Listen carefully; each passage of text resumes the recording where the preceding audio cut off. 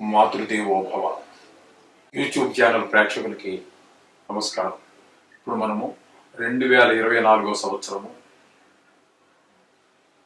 మే నెల వృషభ రాశి వారి యొక్క గ్రహ సంచారం ఏ విధంగా ఉన్నది, వాటి ఫలితాలు ఏ విధంగా ఉంటాయనేటువంటిది తెలుసుకునే ప్రయత్నం చేద్దాము. సశాస్త్రీయమైనటువంటి విశ్లేషణ చేసుకుందాము. గురువు 1వ తారీఖు వరకు మాత్రము 1వ తారీఖు మాత్రము ఏ స్థానంలో ఉంటారు. తదుపరి నెల అంతా కూడా వృషభంలో అంటే జన్మరాశి యందు సంచారం జరుగుతూ ఉంటుందండి. ఇకపోతే కేతువు 5వ స్థానం అయినటువంటి కన్యలో సంచారం చేస్తున్నారు. శని భగవానుడు 10వ స్థానంలో మనకి సంచారం కుంభరాశి స్వక్షేత్రంలో సంచారం చేస్తూ ఉన్నారు. ఇక రాహు కనుక తీసుకున్నట్టయితే 11వ స్థానం ఏకాదశ స్థానం అంటారు, దాన్ని లాభస్థానం అని అంటారు. ఆ స్థానంలో రాహు సంచారం జరుగుతున్నది. అలాగే ఇక్కడ రవిని కనుక తీసుకున్నట్టయితే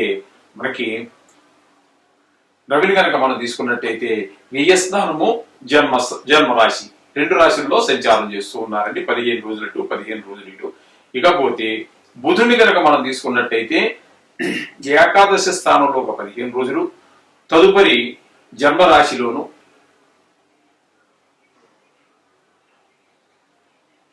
ఏకాదశ స్థానంలో 11 రోజులు, తదుపరి వ్యయస్థానంలో 15 రోజులు సంచారం చేస్తూ ఉన్నారు.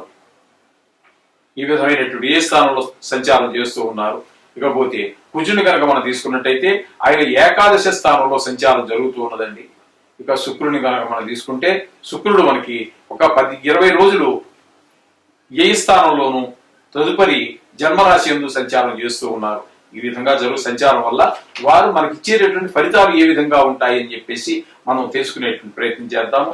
అక్కడ ఏంటంటే జన్మల్లో గురువు స్థాన చలనాన్ని సూచిస్తూ ఉన్నది. అంటే ఈ నెల రోజుల్లో మీకు ఏదో ఇది యాక్చువల్లీ నిజం చెప్పాలి అంటే ఇప్పుడు మనం చెప్పుకునేది నెల వారి ఫలితాలు కాబట్టి చెప్పుకుంటున్నాం, కానీ నిజానికి సంవత్సరం కాలం పాటు ఈ వృషభ రాశి వారికి ఖచ్చితంగా జన్మల్లోనే ఉంటారు. అందుచేత ఇది నెలకి వర్తించవచ్చు, సంవత్సరానికి కూడా వర్తించవచ్చు గురు సంచారం. ఎందుకని అంటే సంవత్సర కాలం పాటు ఈ 2వ తారీఖు నుంచే ఉంటారు కాబట్టి ఆయన వృషభంలో సంచారం స్థాన చలనం అంటే ఉద్యోగంలో మార్పు కావచ్చు, లేకపోతే వ్యాపార స్థలంలో మార్పు కావచ్చు, లేకపోతే అదే షాప్ ఇంకో దగ్గర మార్చడం జరగచ్చు, లేకపోతే ట్రాన్స్ఫర్ కావచ్చు, ప్రభుత్వ ఉద్యోగం కనుక అయినట్టయితే వేరే జగానికి. ఈ విధమైనటువంటి స్థాన చలనాన్ని సూచిస్తూ ఉన్నది వృషభ రాశి వారికి. అలాగే కేతువు 5వ స్థానంలో సంచారం చేయడం వల్ల ఏంటంటే ఆ ధనక్షయం అంటే మీ ధనం ఖర్చు అయిపోవడం జరుగుతూ ఉంటుంది. మీరు ఎంత ఖర్చు పెట్టకూడదు అనుకున్నా సరే తప్పనిసరి ఖర్చులన్నీ వచ్చి మీద పడుతూ ఉంటాయి. ఈ విధంగా మీ దగ్గర ఉన్నటువంటి ధనం అంతా కూడా క్షయం అంటే తగ్గిపోతూ ఉంటుంది. ఖర్చులు అనవసరమైన ఖర్చులు పెరిగినప్పుడు ఏమవుతుందండి, జేబులో ఉన్న డబ్బులు ఖర్చు వచ్చి రాబడి కన్నా ఖర్చు పెరిగినప్పుడు ఏమవుతుందంటే తగ్గిపోతూ ఉంటుంది. ఆ విధమైనటువంటి ఫలితాలు మనకి కేతు మీకు ఈ వృషభ రాశి వారికి అందిస్తూ ఉన్నారు. శని 10వ స్థానంలో సంచారం స్వక్షేత్రం అయినప్పటికీ కూడా కొంచెము ఆయన వృత్తికారకమైనటువంటి స్థానంలో ఉన్నారు కాబట్టి అక్కడ మనకి ఏం జరుగుతుంది అంటే శాస్త్ర ప్రకారంగా మనం చెప్పుకున్నా కూడా విపత్తి హానిం సంపత్తిం కుక్షీరోగం సుతక్షం లక్ష్మీకరం మహాదేన్యం మరణం దేహశోషణం బంధనం అంటే ఈ విధంగా మనకి వృత్తిపరమైనటువంటి విషయాల్లో కొన్ని చికాకులు కలిగించేటువంటి వ్యవహారం అంతా కూడా మనకి ఈ శని భగవానుడి వల్ల కలుగుతూ ఉంటుంది. అయితే స్వక్షేత్రం మూలాన కొంత మీకు మినహాయింపు ఉండొచ్చు కొద్దిపాటి. ఈ విధంగా శని వల్ల కూడా కొంచెం వృత్తి వ్యాపారాల్లో కావచ్చు కొన్ని విషయాల్లో చాలా చికాకులు కలిగించేటువంటి వ్యవహారం మనకి శని భగవాను వల్ల జరుగుతూ ఉన్నదండి. ఇక రాహు కనుక మీరు తీసుకున్నట్టయితే రాహు 11వ స్థానంలో మీకు సంచారం చేస్తూ ఉన్నారు.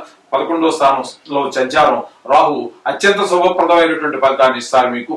ఇక్కడ మీకు శని భగవానుడు ఇచ్చినా ఇవ్వకపోయినా, కేతువు అడ్డు తగులుతూ ఉన్నా, శని ఉన్నా కూడా మీకు ఈ రాహు ఒకటి మాత్రం మీకు చాలా శుభప్రదమైనటువంటి ఫలితాన్ని ఇస్తూ ఉంటాడు. అట్లాగే కుజుడు కూడా నెల రోజుల పాటు పూర్తిగా ధన లాభస్థానంలోనే ఉన్నారు కాబట్టి కుజుడు కూడా మీకు అత్యంత శుభప్రదమైనటువంటి ఫలితాలను మీకు ఇస్తూ ఉంటాడు. ఆయన కూడా ధన ప్రాప్తిని కలిగిస్తాడు. ఈ విధమైన ధన ప్రాప్తిని కలిగిస్తాడు. ఇక శుక్రుడిని కనుక మీరు తీసుకున్నట్టయితే మే 12 వరకు 11వ తారీఖు వరకు మీనంలో ఉన్న అదే వ్యయస్థానంలో ఉన్నప్పటికీ తదుపరి జన్మరాశిలో ప్రవేశించిన 2 స్థలాలలోనూ కూడా మీకు ధనానికి ఏ విధమైనటువంటి లోటు రానివ్వకుండా ఆయన కూడా కొంచెం మీకు సహాయంగా ధన విషయంలో ఆర్థిక విషయాల్లో చాలా చక్కని ఫలితాలు మీకు ఇచ్చేటువంటి ఫలితాలు కనుకొస్తూ ఉన్నాయి. అలాగే సుఖాలు కూడా అందజేస్తాడు. ఆయన సుఖకారకుడు. డబ్బులు ఉండటం ఒకటే కాదండి, సుఖాన్ని ఇవ్వటం వేరు, ధనం ఉండటం వేరు. అందుచేత మీకు ఈ తనుభావంలోకి ఎప్పుడైతే ఆయన ప్రవేశిస్తూ ఉన్నాడో చక్కని ఫలితాలు మీకు సుఖంగా కూడా ఉండే ప్రయత్నాలు ఆయన కూడా చేస్తూ ఉంటారు. ఇంకా మనం రవిని కనుక మనం తీసుకున్నట్టయితే ఆయన 2 స్థానాల్లోనూ కూడా అక్కడ 15 రోజులు, ఇక్కడ 15 రోజులు ఉంటున్నారు. అక్కడ మొదటి 15 రోజుల్లోనూ ఉన్నటువంటి స్థలంలో కొంచెము ధనం ఉంటుంది. తదుపరి కొంచెం ధన లోపం, ధన విషయంలో కొంచెం సహాయకారాలు అందించిన 15 రోజుల పాటు ఆయన సహాయ సహకారాలు కూడా ఈ రాశి వారికి అందవు. అందుచేత వీరికి మొత్తం మీద కొంచెం గ్రహాలు ఎక్కువగా అనుకూలత లేనటువంటి పరిస్థితే కనబడుతున్నది. ఎందుకంటే గురువు అనుకూలత లేదు, కేతు అనుకూలత లేదు, ఇకపోతే శని అనుకూలత కూడా లేదు. అందుచేత రాహు కుజులు కొంచెం కవర్ చేస్తున్నప్పటికీ, శుక్ర భగవానుడు సాల్వ్ చేస్తున్నప్పటికీ, ఒక 4 గ్రహాలు అనుకూలంగా ఉన్నప్పటికీ 4 గ్రహాలు అనుకూలత లేనటువంటి పరిస్థితి ఉన్నది. అందుచేత మీరు దీనికి ఏది కంగారు పడిపోక్కర్లేదండి. మామూలుగా నిత్యం చేసుకునేటటువంటి ఈ నవగ్రహ పూజ, మామూలు దేవుడి పూజలన్నీ చేసుకోండి. మీరు ఆటోమేటిక్ గా బయటపడతారు మీ సిక్కుల నుంచి, సమస్యల నుంచి. కొద్ది మీరు ఎంత చేసినప్పటికీ పూర్తిగా కొంతలో కొంత మీకు వెసులుబాటు కలుగుతుందే కానీ పూర్తిగా తగ్గిపోయేటటువంటి పరిస్థితి ఉండదు. అవన్నీ పెద్ద పెద్ద వాటికి చేయొచ్చు. అదేనా ఇవన్నీ 4 రోజుల పాటే కాబట్టి కొంచెం తప్పు పరిస్థితులు, కొంచెం దానికి తగిన విధంగా మీరు నడుచుకోండి. కొంచెం ధన విషయంలో జాగ్రత్తగా ఉండండి. అదే విధంగా ధన విషయంలోనే ముఖ్యంగా కొంచెం ఇబ్బందులు కలిగించే పరిస్థితి ఉంది.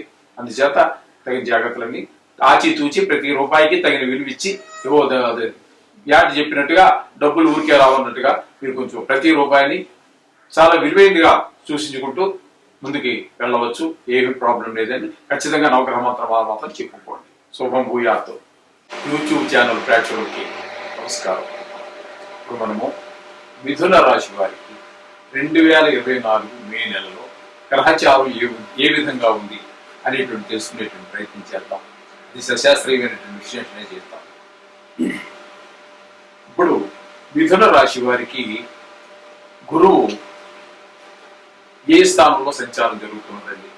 అలాగే చతుర్థ స్థానంలో కేతువు, భాగ్యస్థానంలో శని స్వక్షేత్రమైనటువంటి కుంభంలో, రాహు దశమ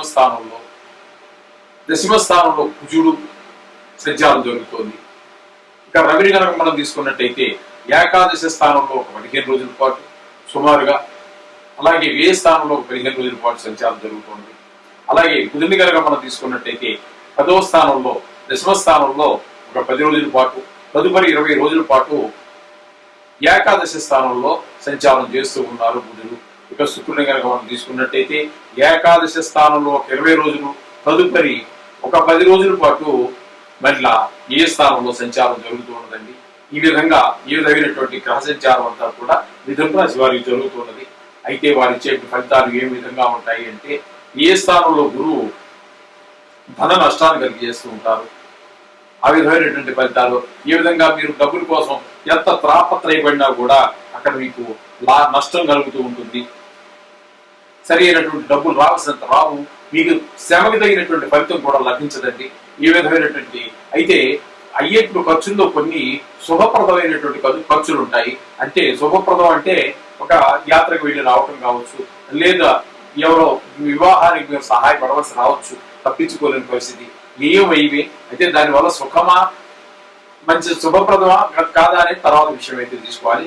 డబ్బులు ఖర్చు అయితే మాత్రం విపరీతమైనటువంటి ఖర్చు ఉండేటువంటి అవకాశం ఉన్నదండి. ఈ మిథున రాశి వారికి ఈ 4 రోజులే కాదండి, రేపు 22వ తారీఖు నుంచి, అదే మే 2వ తారీఖు నుంచి సంవత్సర కాలం పాటు ఆయన అక్కడే ఉంటారు. ఈ సంవత్సరంలో కూడా ఇంచుమించుగా సుమారుగా ఇవే ఫలితాలు ఉండే అవకాశం మనకి కలుగజేస్తూ ఉన్నదండి. ఇకపోతే చతుర్థంలో కేతు మనకి శోకంతాన్ని మీకు చాలడండి. చతుర్థంలో కేతు ఏంటంటే గౌరవానికి నష్టం కలుగుతుంటే అవకాశం ఉన్నదండి. అంటే మన మాటకి విలువ లేకుండా పోతూ ఉంటుంది. ఎందుకంటే ఎవరికో మనం డబ్బులు ఇస్తానని ఇవ్వకపోవటం, మొత్తం మీద కారణాలు ఏమైనా కావచ్చు, మాట దుస్తనం కావచ్చు, డబ్బులు లేనితనం కావచ్చు, ఏ విధమైనటువంటి కారణాలైనా కావచ్చు, మన మాట కొంచెం ఇచ్చిన మాట నిలబెట్టుకోలేకపోవడం వల్ల కావచ్చు, ఏమైనప్పటికీ కొంచెం మన గౌరవానికి కొంచెం తగ్గేటటువంటి అవకాశం మన ఉద్యోగ స్థలంలో కావచ్చు, వ్యాపార స్థలంలో కావచ్చు, ఈ విధమైనటువంటి గౌరవానికి నష్టం కలిగేటటువంటి పనులు ఉంటాయంటే దాంతో కేతు మనకి ఇచ్చేటటువంటి ఫలితం ఆ విధంగా ఉంటుంది. ఇక 9వ స్థానంలో శని భగవాన్ యొక్క సంచారం కూడా మనకి కొంచెము రోగాలు అంటే కొంచెము అనారోగ్యాలు, రోగాలు అవి కొంచెం పెద్దవి కావచ్చు, చిన్నవి కావచ్చు, చేత ఆ విధమైనటువంటి ఫలితాలు కొంచెం రోగాలు వచ్చే సూచనలు కూడా మనకి శని భగవాన్ ద్వారా కనబడుతున్నాయి. తద్వారా కూడా మనకి ధన వ్యయం కూడా కలగవచ్చు.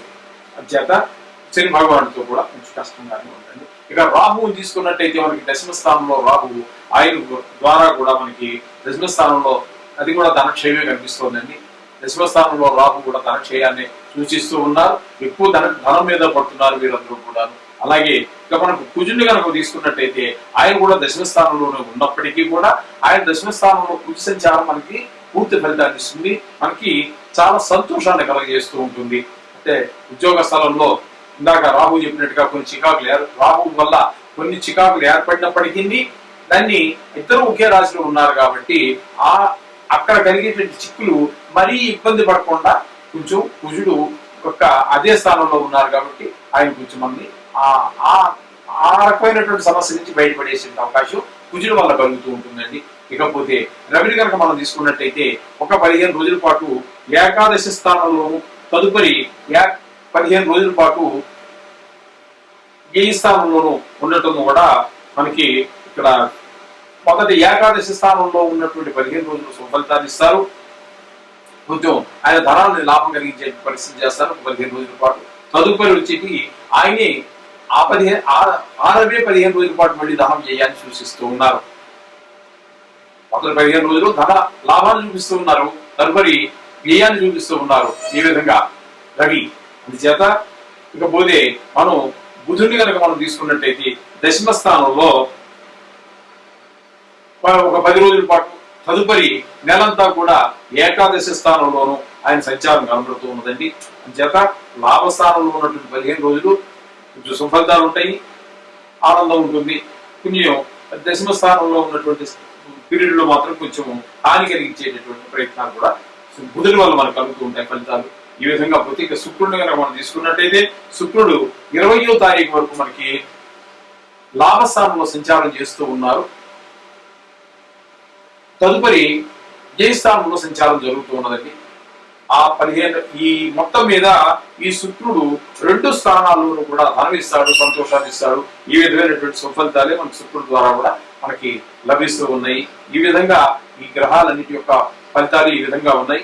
మొత్తం మీద మనకి చెప్పుకోవాలి అంటే ఈ మిథున రాశి వారు చాలా జాగ్రత్తగా ఉండాలి మన విషయంలో. ఎందుకంటే మనకి గురు బలం తక్కువగా ఉంది, కేతు బలం తక్కువగా ఉంది, శని బలం తక్కువగా ఉంది, రాహు బలం తక్కువగా ఉంది. అందుచేత మొత్తం మీద చాలా గ్రహాలు మనకి ప్రతికూలంగానే ఎక్కువగా ఉన్నాయి మిథున రాశి వారికి.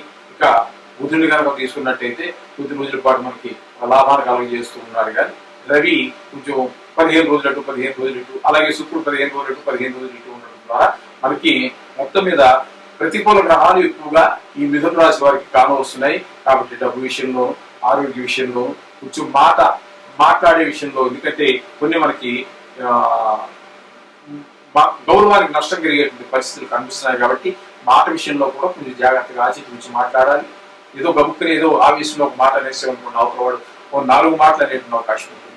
అతని స్టేజ్ వేరుగా ఉండొచ్చు, అతని స్థితి వేరు, మన స్థితి వేరు. మనం ఉన్నత స్థితిలో ఉన్నటువంటి మీకంటే తక్కువ స్థితిలో ఉన్నవాడు ఒక మాట అంటే కొంచెం ఇబ్బంది పడాల్సి వస్తుంది. అందుచేత మాటను కూడా జాగ్రత్తగా అదుపులో పెట్టుకోండి. చక్కగా వీటి పరిష్కారం కోసం మీరు చక్కగా నవగ్రహాలని ఆశ్రయించండి. ఇంకా చాలా ఉన్నాయి నవగ్రహాల దోషాలు పోవడానికి. ఏ చేసినప్పటికీ తప్పు కాదు, కానీ నవగ్రహాలు దీనికోసం పట్టుకునేటువంటివి కాబట్టి అందుచేత నవగ్రహాలు ప్రథమ తాంబూలం నవగ్రహాలకు ఇవ్వండి. తద్వారా మీకు అన్ని శుభాలు కలుగుతాయి. శోభం భూయాత్.